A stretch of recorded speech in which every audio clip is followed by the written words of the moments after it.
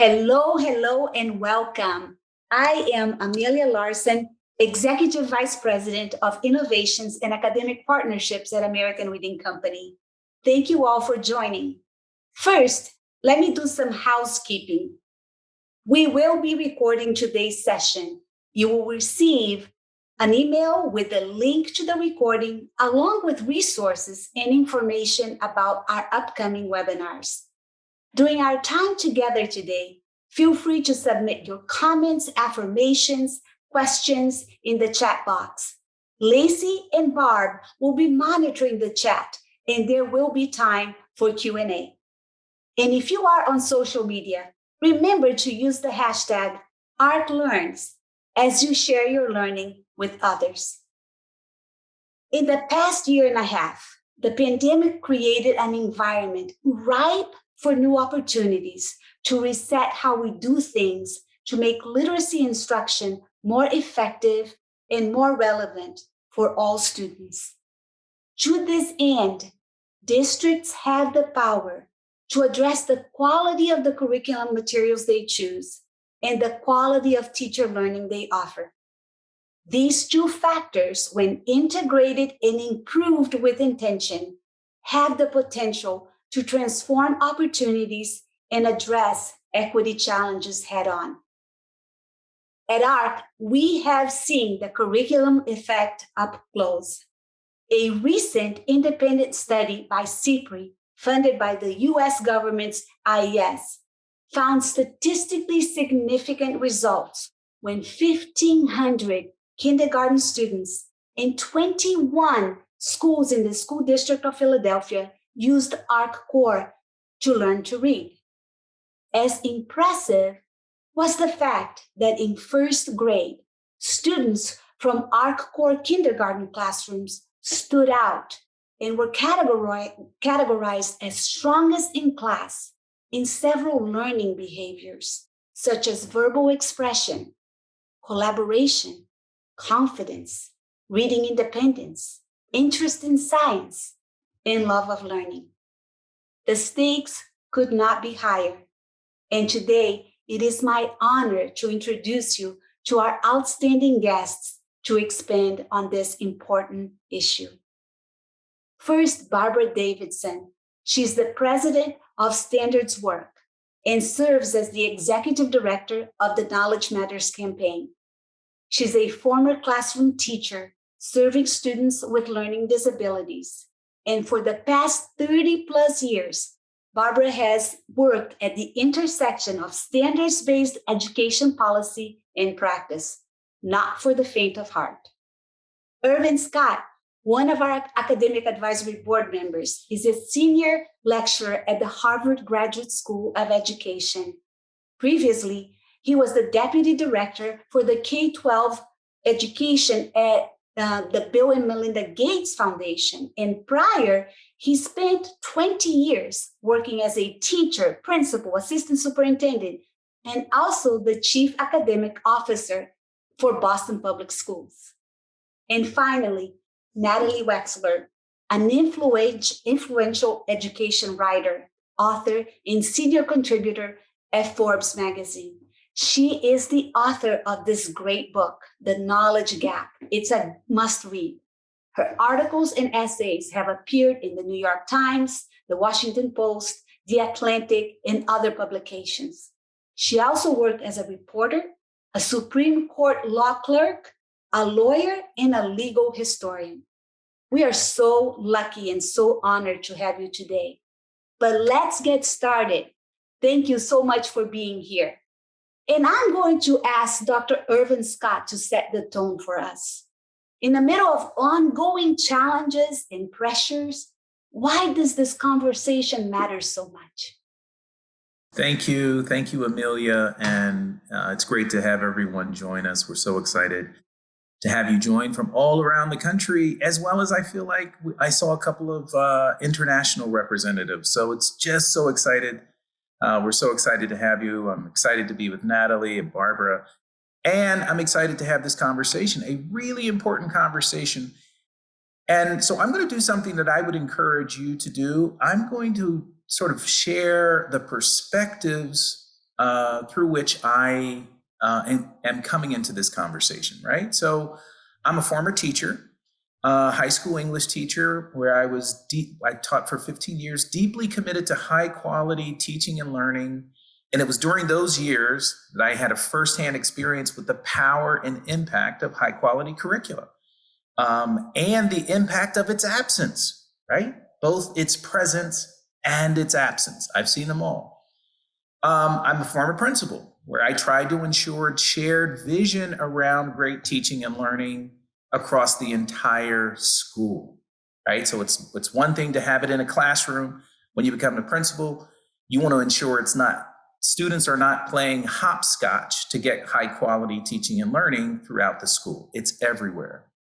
And then I moved to district leadership, as Amelia alluded to, and began to have firsthand experiences with systematizing quality teaching and learning in a way that doesn't drain away teachers' personalization and identity when they get into the classroom. So how do you balance both of those things? You want that to happen. You want that teacher to have ownership, but you want, of course, there to be high quality standards across all schools. And then I moved to the Bill and Melinda Gates Foundation, where we worked with a team to ensure high standards and quality teaching across the entire country. So I bring these multiple perspectives to this conversation, particularly during that time at the Bill and Melinda Gates Foundation, when we were having national conversations about quality teaching and learning for all America's children. And to be quite honest, I feel like we've sort of gotten away from those national conversations, but I think it remains more important than ever that we have those national conversations, and that's what we're doing today, around high quality teaching and learning for all kids. And I think it's particularly important given the context that we're living in now, right? And I don't need to say this, but I'll just remind you, obviously we're living in a pandemic where all communities are being impacted, but we know certain communities are feeling the devastating impact of this pandemic more than others. As a result of it, we have learning gaps manifesting themselves across our schools in a disproportionate way across the country.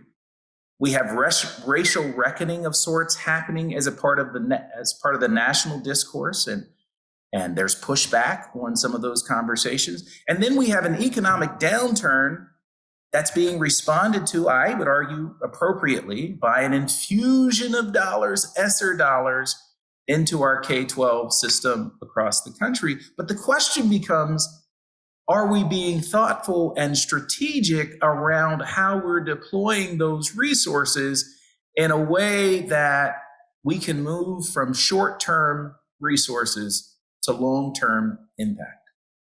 And so this type of conversation, as it relates to teaching and learning and high quality teaching, learning, and knowledge-driven curricula, is tremendously important on so many different levels. And it's just really critical that we're having it at this point in time, given the challenges that we're all experiencing. Some might say it's hard to focus on teaching and learning because kids are having these challenges, social and emotional challenges. All of those things are real. But the fact of the matter is, taxpayers pay us to ensure that students are learning in deep ways, and understanding the role of curricula in those conversations is absolutely essential. And so that's part of the conversation we're going to be having today. And I'm just excited to be having it with our colleagues. Thank you so much. And I think it's so important what you said related to social emotional learning, because like I said, in the study that evaluated ARC, there were some protective factors that came out of how the new materials and how the new type of teaching and learning was set up. Protective factors that were noticed by first grade teachers. So I think it's really important to highlight how choosing the right materials and providing the right professional development can protect kids too. Now, you said something related to your different levels and always having the lens, but from different perspectives. But the bottom line is, how do we produce improved learning outcomes at scale, reduce the variability in performance across teachers, and then ensure that all students engage with high quality materials? So thank you so much for setting the tone. And I'm going to ask Natalie Wexler to expand a little bit on this idea of high quality curriculum, knowledge building, high quality curriculum. What is it? Well, that's a central question, and I'm delighted to try to answer it. I mean, I could say I could write a book about it, but I kind of have. But I'm going to give a very quick and dirty explanation. So I'll go ahead and share my screen. So we're talking about high quality knowledge building curriculum. So what does knowledge have to do with something that schools spend so much time on for good reason? Reading comprehension. I mean, we generally teach reading comprehension as a set of skills and strategies, right? Finding the main idea, making inferences. But in fact, there have been a number of studies showing that what's more important than those kinds of abstract skills is knowledge of the topic. So I'm going to focus on just one of these studies. It's become known as the baseball study. It was done in the late 1980s. And these researchers, they wanted to find out what is more important to reading comprehension. Is it general reading skill or ability as measured by a standardized test, or is it knowledge of the topic? And they chose the topic of baseball because they were dealing with 7th and 8th graders, and they figured there are probably a lot of kids out there who are not generally good readers, but they do know a lot about baseball. So they divided these kids up into 4 groups, depending on how much they knew about baseball and how well they had scored on a standardized reading comprehension test. And then they gave them a passage to read describing a baseball game and tested their comprehension of that passage. And this is what they found. The 2 most significant bars in this graph are the middle ones. The green one on the left, those are the supposedly poor readers who knew a lot about baseball. And that smaller bar to the right, the blue one, those are the supposedly good readers who didn't know a lot about baseball. And as you can see, the poor readers did much better than the good readers when they knew about the topic. And this is not just one study. This has been the same results have been found in other contexts.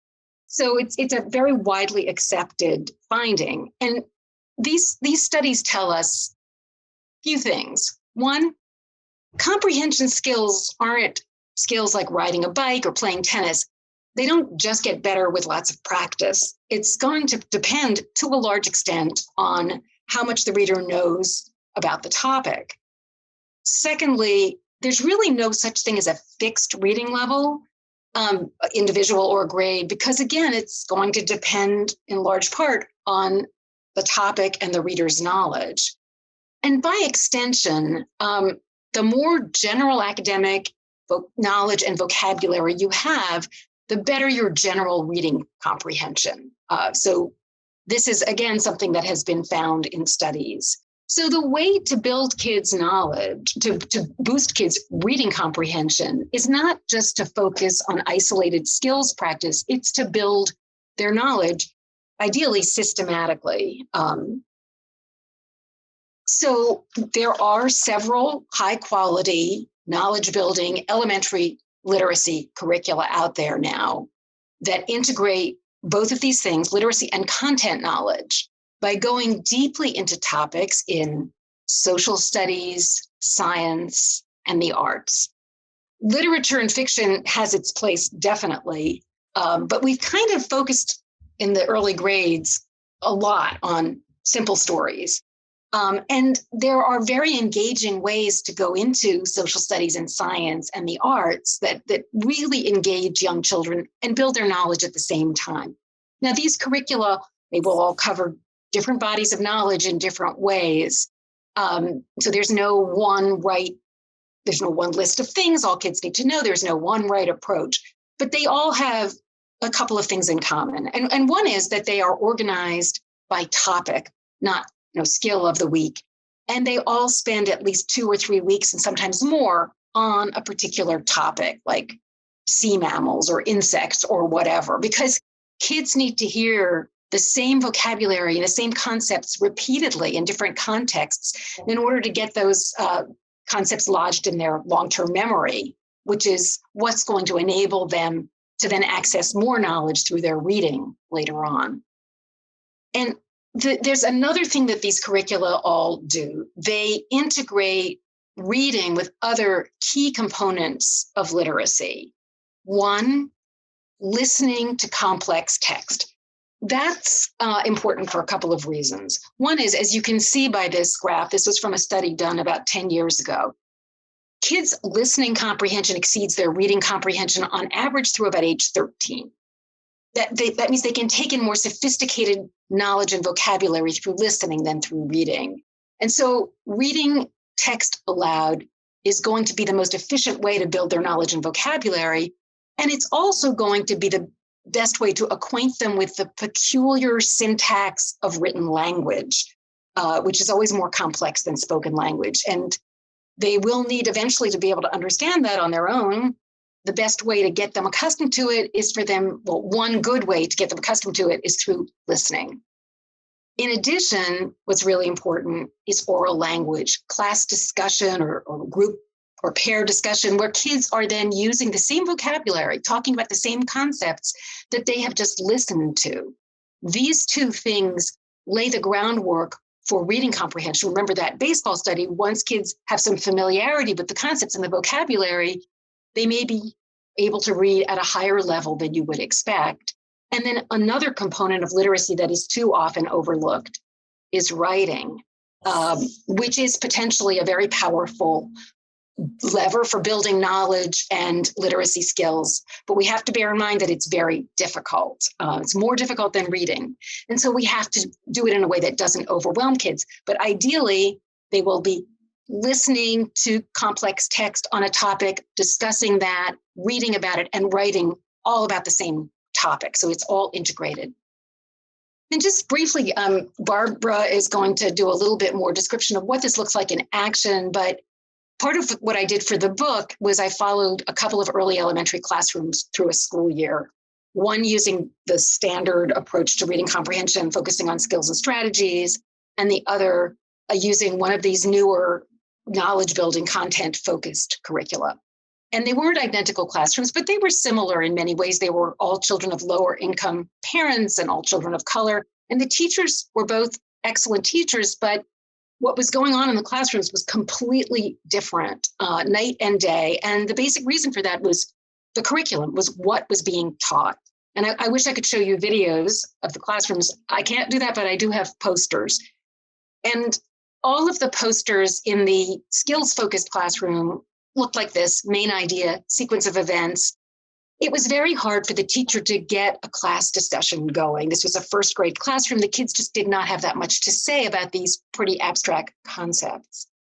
The other classroom was full of posters that looked something like this, just chock full of content. This happens to be from a unit on Greek myths, and this is the myth of Daedalus and Icarus. And these posters would be filled in collaboratively by the teacher and the students during and after the daily read aloud. I'd just like to point out a few things about this poster. One is the vocabulary here: desperately, plummeted, foresight. Those were the words of the day. Now these were second graders, and that's pretty sophisticated vocabulary for any group of second graders, but most of these second graders came from non-English speaking families, and yet they were absorbing and using words like these. In their conversation, they were encountering them in an engaging context, using them in class discussion, and these words will serve them in very good stead in years to come. The other thing I'd like to point out is that it kind of looks like the teacher might be teaching skills here. There's this question: predict, what is Daedalus's plan? And these boxes that say cause and effect. But the teacher is not trying to teach the skill of making predictions or the skill of determining cause and effect. She's bringing those things in as a way to get the kids to think deeply about the content. And that's what works. If you put the content in the foreground and bring those other things in as a way of getting kids in the habit of that kind of thinking. So I will stop there and turn us back over to Amelia. So Barbara, before you tell us about what does this look like, and you can tell us about your visits, I do want to highlight some of the things you said, Natalie, that are so critical. And they were the same things that a couple months ago when we had Dr. Sonia Cabell talking about knowledge building in the research, she highlighted the same issues. So planning units, whole units around science, social studies, genre, using coherent text sets so kids are exposed to different types of texts that are harder, that they would not yet be able to handle by themselves necessarily. And I like how you also highlighted the fact that this gives the opportunity, by centering around units, to bring reading, discussion, and writing together. So we really start seeing kids internalize more of the knowledge and use it in different ways. Also allowing as we go through the unit, knowledge to build through the relationships of words and also concepts. So such critical issues. And you mentioned multilingual learners, and I think this is critical here. We talk so much about equity, but without a knowledge building curricula, we run the risk of moving from topic to topic to topic to topic, which really hurts students that are learning the language because they don't have the opportunity to build registers of language and use and converse and write across time. So important. Thank you for sharing your slides with us, Natalie. And I'll say it again. If you have not read the book, buy the book. And Barbara Davidson, we can't wait to hear, what does this look like? You have been everywhere. I wish I could take you all along with me. It's a pleasure to be with everyone today. It really has been one of the privileges of my career to have taken these visits. I've made over the past 3 years visits to probably 20 different school districts around the country, all of them implementing, these high quality ELA curricula, some of them using ARC Core for sure. And this has been something called the Knowledge Matters School Tour. I'm going to do a plug for it at the end, so I'll put the information in the chat. The interesting thing about the school tour is that we're not going out to evaluate at all. We're going to places where we're really finding the good and praising it.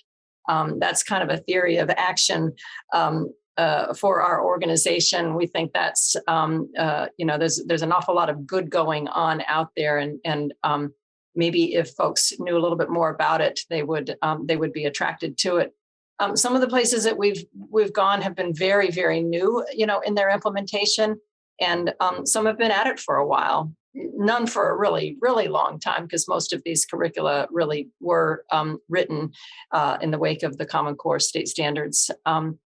2 weeks ago, we took a little departure from our usual mode of focusing on ELA implementation and visited a district in Massachusetts where they're implementing new science curriculum, something called Open SciEd, that's based on the next generation science standards and is really turning kids on to science in new ways.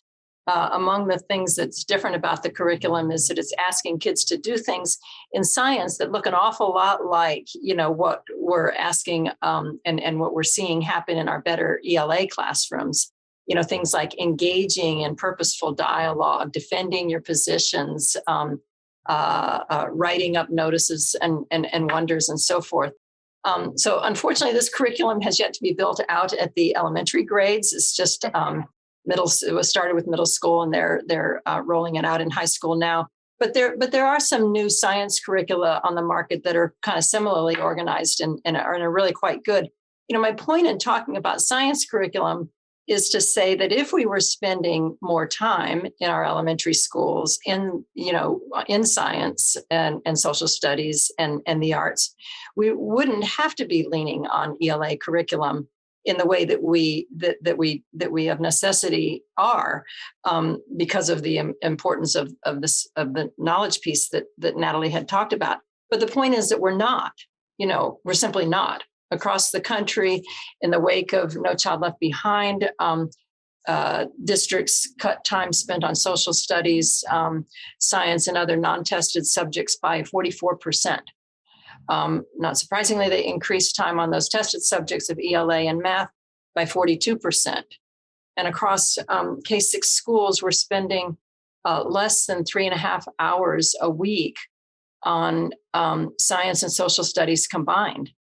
So this means that, in the face of the case that is unassailably, unequivocally made about the importance of knowledge and building background knowledge as a fundamental aspect of meaning making in reading, we have to capitalize on that abundant time that districts and schools are reserving for English language arts. Natalie talked about some of that research. I think she's probably going to share a little bit more about it. The case that has been made for why students would be learning about the world as they are learning to read. But, doing all of that, I think sort of the traditional mode for teachers has been to write curriculum themselves. Very few districts have even done it. It's sort of a core expectation, of teachers that they would create curriculum. And so, what we and others, certainly those of you who have been a part of developing these high quality products, have concluded is that's an impossibly tall order for teachers. One of the most profound and really consistent messages that we heard from educators across the school tour is the statement, some statement similar to, I could never have done this myself.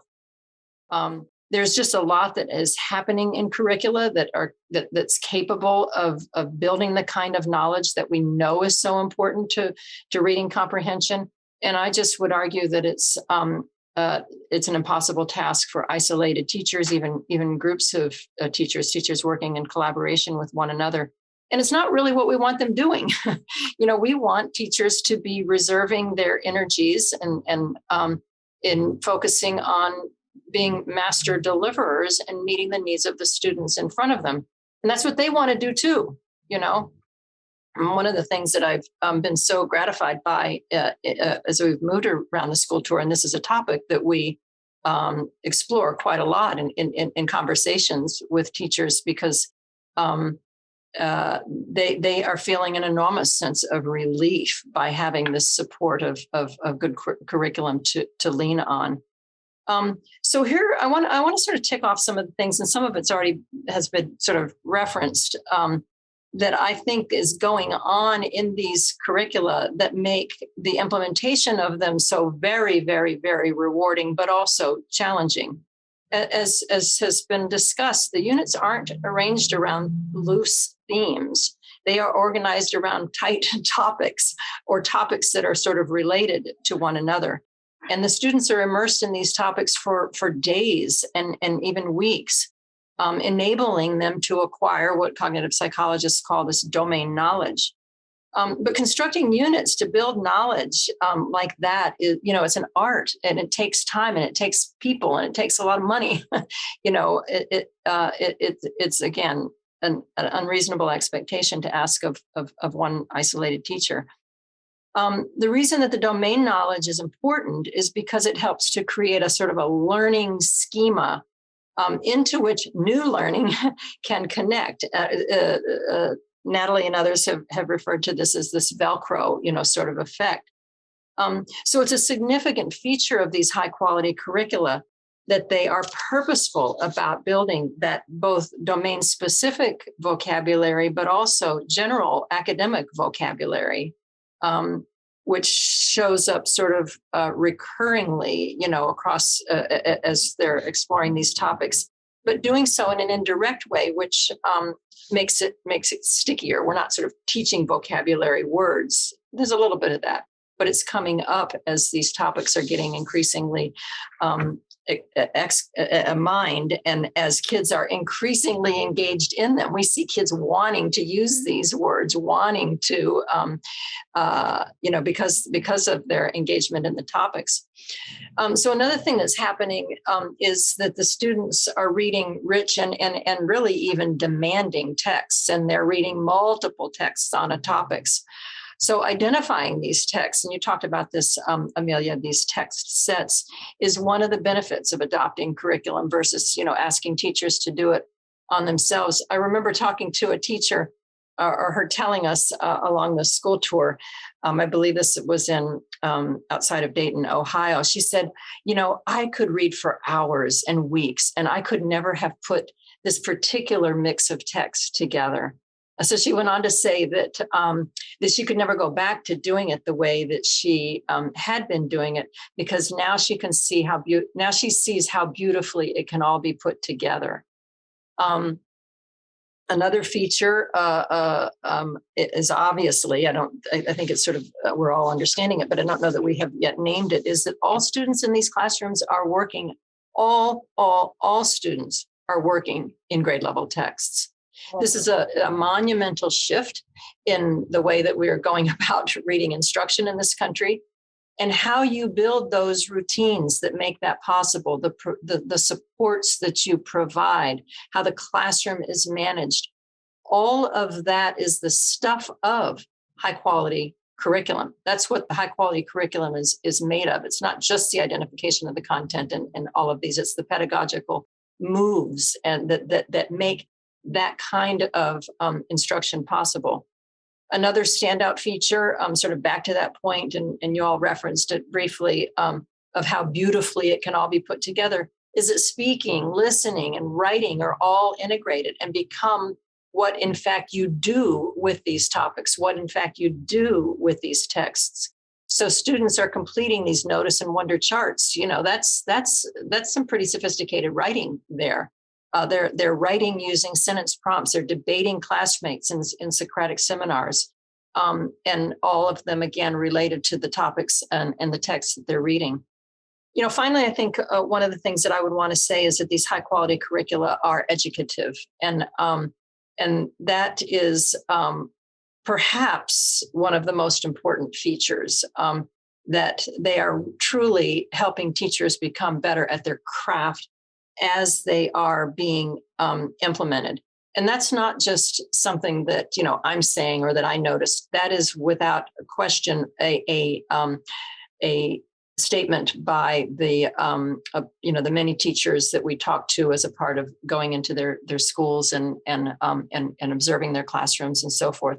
So now it comes the shameless plug for the Knowledge Matters school tour.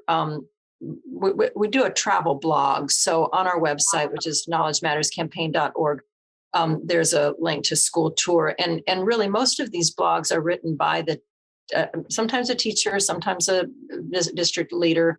But they really are designed not to be preachy, but to instead, give folks a glimmer into what being inside this journey.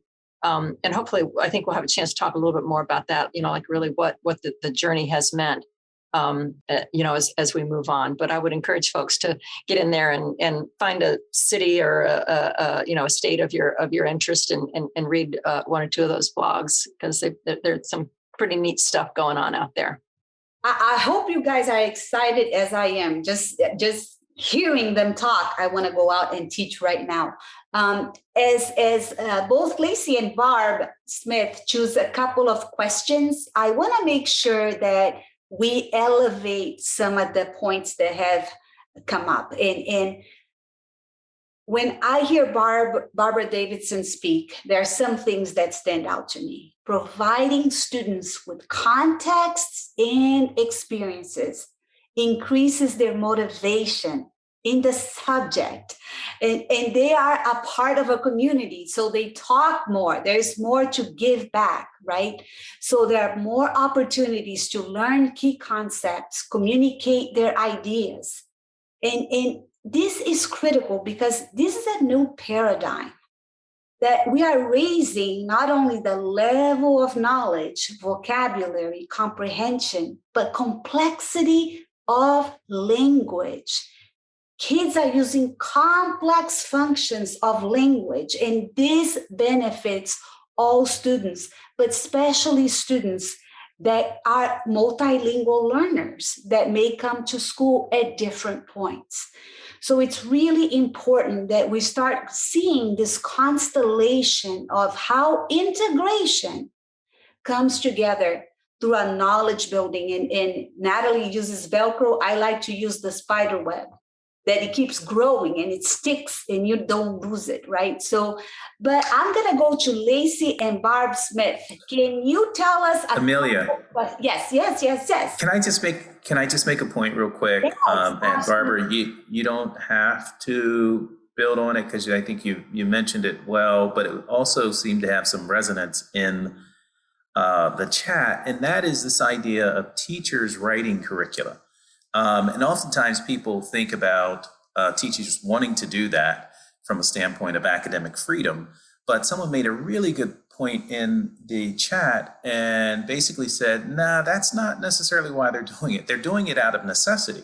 So from a principal perspective or a district leader perspective, I'm asking the question, how do I position teachers in a way that they don't have to do that and ensure that they are having access to high quality curricula at the same time?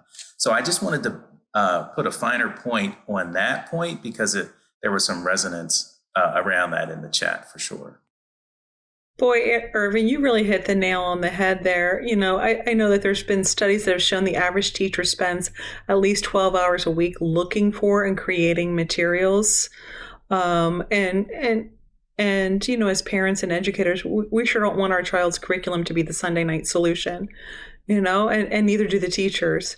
One of the questions that I think two questions that I think are really interesting to chew into a little bit are, one, what is the impact of, you know, high quality curriculum on language learners, language development for those students? Was one of them. And then, and I can see this group would love this, is how are we actually defining curriculum? Is curriculum materials? Is it the standards? When we say curriculum matters, right? Or high quality curriculum, what are we talking about? So those are two things for this esteemed group to chew on perhaps a little bit. Well, which you want to take first, Amelia? Oh, go ahead. Whatever you want. Let's let it flow. What do you want to talk about first? Well, you know, we used to talk about, I used to send around a lot of times an article that I could put my finger on if need be, of the sort of 7 definitions of curriculum. And it sort of ranges everything from standards. In some cases, people can sort of consider curriculum and on down into lesson plans and so forth. In my mind, it's the kind of, it's the how, you know, it's standards sort of lay out the what, but this is, I consider now, you know, I certainly want to leave room for, in science and social studies curriculum, to identify some of the how, but an assessment really is kind of the why. But in my mind, it's a broad term that describes both the how of reaching the standards that we set. The only thing I would add, I think that's spot on. I think one of the things that we oftentimes forget, or when I was a principal district leader, and one of the things that excites me about ARC tools, is that it also includes curriculum, also includes the professional learning or the support that teachers need in order to implement that curriculum effectively. So I think sometimes we think of just the materials, we think about lesson plans, but what is the training and support that comes with that curricula in order for teachers? Because I'm a firm believer, and you can't just give them stuff, right? You've got to give them opportunities to learn and grow with those materials and with those tools. And everything else. And I think so professional learning is critical. I think that's why I use the word how, because in my mind, it is absolutely, I mean, you know, right on completely, that it is the, those teacher moves are very much a part of what makes something work or not in the classroom. And I can't wait to hear what Natalie says next, but I think the two of you are talking about this evolution that we're seeing, where we're hearing about high quality professional learning. Then it was like, oh wait, that's not enough. What about the implementation? And so it's from curriculum to professional learning. At ARC, we're really thinking about this almost like as an operating system, right? Where we've got to put all these pieces together, and the curriculum itself is an educative tool, as Barb Davidson has mentioned, but that there's this seamless move between the data, really using an improvement science headset, learning, professional learning that is job embedded and curriculum specific, that it's really about changing this system. And that when we start thinking just about, it's more than the sum of its parts, I guess is what I'm hearing from the two of you here. And before we go on, I do want to highlight that alignment to standards is necessary, but not sufficient. I think when we're talking about high quality curriculum and the how, we are also bringing to life principles of practice. And with art materials, I know for sure that the PD starts with the materials, highlighting call outs that the research says are critical for when you are implementing this type of teaching and learning. So it starts there, but then like Dr. Irvin Scott said, it expands into with the side-by-side support for teachers and principals. You can't leave the principals out, right? So anything you want to add to this, Natalie? Well, just briefly, on the point about curriculum versus standards, I think often during training, their pre-service training, teachers or trainers sort of teach the standards. And that can be a real problem, especially with ELA standards, which generally don't have any content. And so they're just trying to teach those skills. You can only get to those standards through knowledge. So that's a problem. And then social studies standards, I'm not as familiar with science standards, but social studies standards can be very broad and vague or arbitrary, just a list of unconnected individuals. So that's another problem.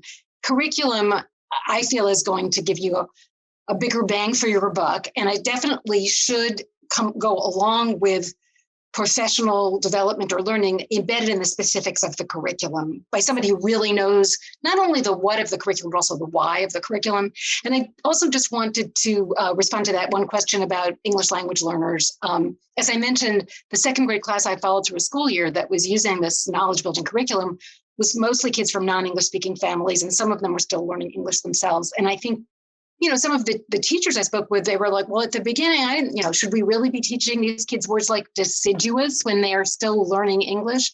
And the answer was a resounding yes. It did not impede their ability to learn more, common English words.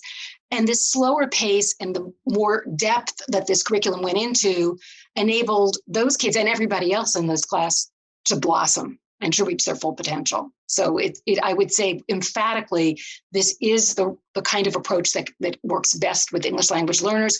I've also with kids who have IEPs and just, kids who would be in the low reading group. Over and over, teachers have told me, all of my kids are thriving, but those kids are the ones who are blossoming the most. Absolutely. And just the fact that Barbara Davidson brought up earlier that all kids are a part of the grade level thinking curriculum.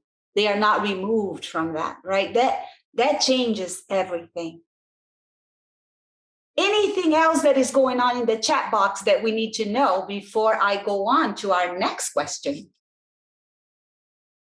I think there's a question in the chat from Peter that's worth a little perseverating on here. We talked about language learners, and Peter's asking, have you identified any factors that help explain why boys are overrepresented in poor reader cohorts? And have you identified any systematic strategies or interventions to address this? So, Peter, one of the things that came out in our study was that typically girls show more motivation, but when they compared the experimental group with the treatment group that had art core, which was a knowledge building that was being compared to the business as usual literacy approach, the boys showed no difference in motivation and all the learning behaviors related to getting excited about topics, choosing to read books around different topics. So I think, again, is that holistic approach that when kids are engaged in doing, not just being told, they're actually researching, they're actually producing, they're actually presenting, that increases the engagement and the motivation. So do you want to add anything to this topic, any of the three of you? Well, I wasn't going to add it. I don't know the study as well as others on the panel, but I thought there was also some sort of outsized positive effects for particularly African American boys in this study. Did I see that or understand that correctly? So in the study, 70% of the students were Black and brown, and over 70% came from free and reduced backgrounds, so a low socioeconomic status. So I would say that, yes, that is the case. And I don't know, like Barb or Natalie, if you want to add to this. Well, I'm just sitting here thinking about the topics that any of these great new curricula are delving into. How could little boys not be more interested in them than those topics, than the kinds of things that we've been asking them to read before? So, you know, and it certainly is has been witnessed by me in these visits to schools, you know, across the country. One of the things that we don't talk as much about is, and I think someday I got to write an article about it. I mean, I have yet to go into a building, and usually we go into one to two, you know, different ones when we're in a district. So, you know, I'm talking about nearly 50 buildings where there's been a discipline problem. And I don't think that that's just because we're there, you know, and kids are on their best behavior, because they don't exactly respond that way, you know, usually when we want them to. And it's because these kids are just so purposeful and turned on, but not just turned on doing fun stuff. They're engaged in these topics, and they are being asked to do things with them that feel, you know, meaningful to them. And they're being supported in ways, whether that's working with a partner or having text read to them when they're, you know, they might not be able to read on their own and so forth, but there are ways in which all kids in the classroom are absolutely engaged, and they're engaged in things that are topics that are worth learning about. I always boil down to, we are teaching the way they learn. And so we're getting better results. Right. But I agree, like engagement, work that is relevant, then language knowledge development through meaningful and challenging content, meaning making, strategic thinking, collaborating, researching, debating, really cool topics. Absolutely. Absolutely. I just briefly add one thing on the question of boys versus girls. I think one thing that is going on in a lot of classrooms is that kids are bored by this skills-focused approach, and girls, you know, because they mature faster or whatever, they may have a higher tolerance for just boredom. In fact, I was listening to a podcast in which a psychologist who specializes in learning disabilities is being interviewed. And one of the things that's going on here is that we are making kids feel like failures because they're not getting it, when in fact the system is failing them. And from her observation, she said, with girls, that tends, if they're feeling like failures, they tend to get depressed and turn inward. Boys tend to get angry and act out. And I think that could explain, I mean, I also have heard from many teachers that discipline problems went way down once they switched to a knowledge building curriculum. So that's just my 2 cents. That's wonderful. So how do we get this going? How do we get this movement going? Because not many classrooms have knowledge building curricula. So what to do? Let's start with Barbara Davidson.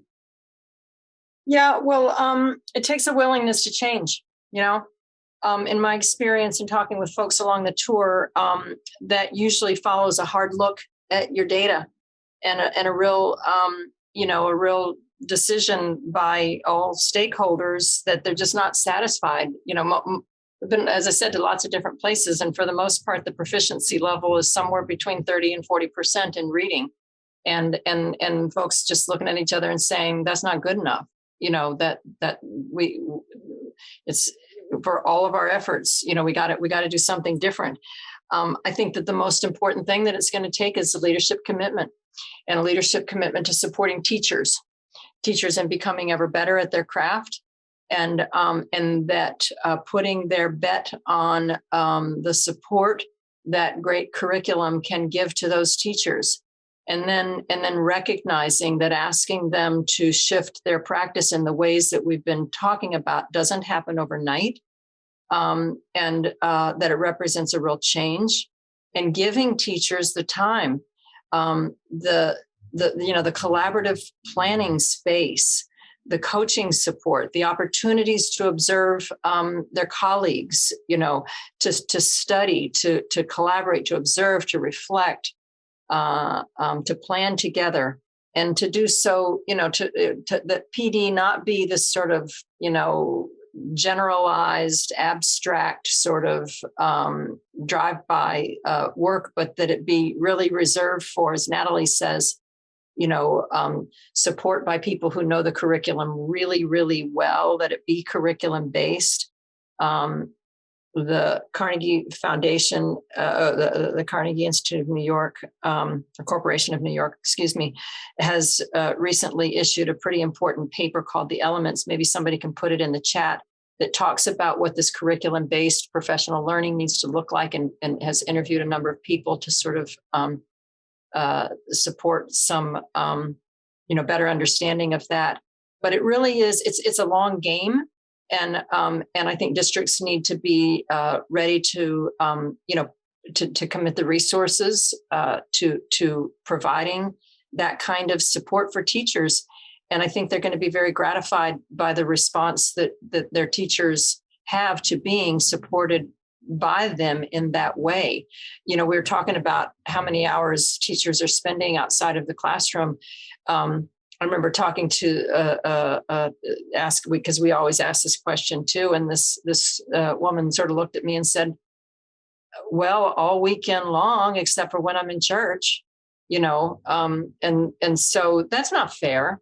That's not fair at all. We want our teachers coming into the building, being supported by great curriculum and fresh and enthusiastic and as in love with the content that they're teaching. And it's kind of hard to teach what how you infer in the abstract. Last week I was at a school, and the teachers at the end of the day were sharing how overwhelmed they were with everything, but that ARC was their happy place. The response that they were getting from kids was such that it gave them the energy to deal with everything else that was going on. So that is so true. Now, Dr. Irvin Scott, you are at Harvard Graduate School of Education. What is going on at that level when you are working with leaders? What are people talking about when it comes to knowledge building curricula? Well, a lot of what I do is train leaders, train principals and system level leaders to be thinking strategically about how to ensure that they're setting up the systems for teachers to be successful when they actually get into their position. So these types of conversations we can't have them enough. They're just really powerful. The thing that I would just plant the seed for, I alluded to earlier, is the ESSER funds. They're not around for a long time, but you can use them in a way that they have long-term impact, right? So I get a little concerned about some of what I hear people spending money on when we have the opportunity to make real investments in the learning of teachers. That's not going to go away after 3 years, right? What they learn now, they will be able to implement on an ongoing basis. High quality materials, getting them into the hands of teachers and schools, and including Barbara alluded to this, including district level leaders and principals in the learning of all of this is tremendously important. This is not just a teacher focus. If it's going to have a long-term impact, you've got to have leaders at the table. I mean, getting their hands dirty on looking at those lessons and modeling lessons, just tremendously important. So, folks, the implications are clear. High quality curriculum matters, but how teachers use the curriculum, how we support teachers and leaders matters even more. So I want to invite our three panelists to share your final thoughts and what you would want people to keep in mind. I know Dr. Irvin Scott talked a little bit about the ESSER funds, but what is the takeaway today for the folks that are joining us? Let's start with you, Natalie. Well, that's a big ask. There's so many different things, but I think what I might say is that we have to recognize that this is really a deeply entrenched systemic problem. And for example, I recently wrote something about progress monitoring, which is in theory a great idea.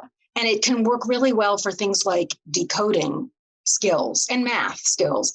But when we're doing it, much of the time, it's being used to measure kids' reading comprehension skills. And the takeaway from that is they need to be in tier 2, or they need to be in they need more practice with reading comprehension skills.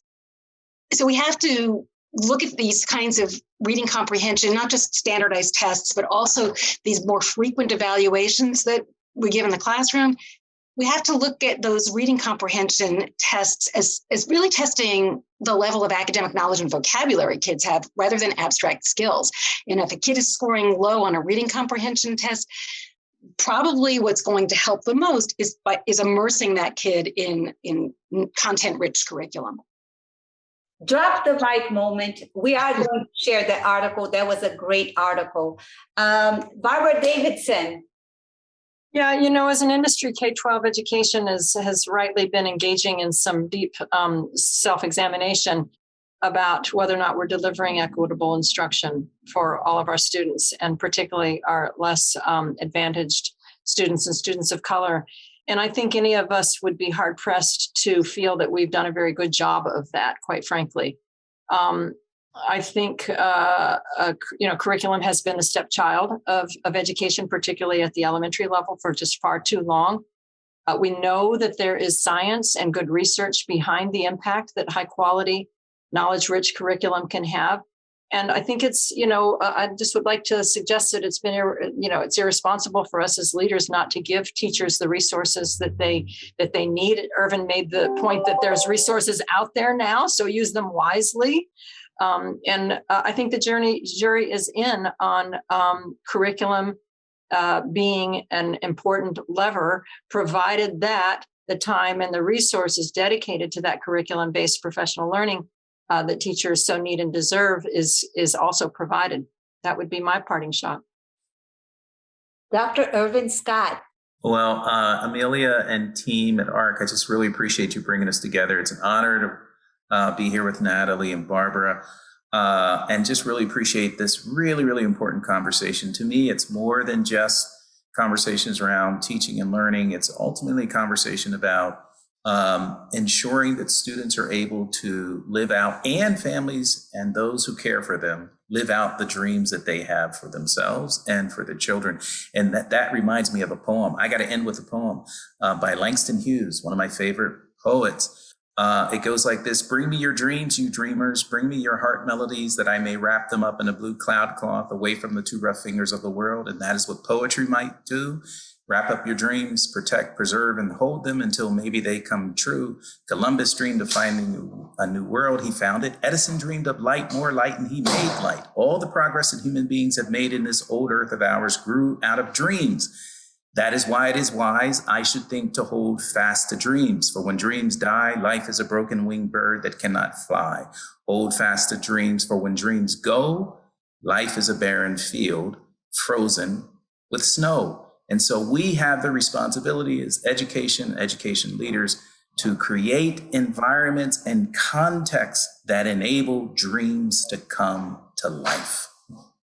Wow, I could not say any better. I hope that you will join us next month for another great webinar, this time focusing on leveraging assets and accelerating learning of multilingual learners.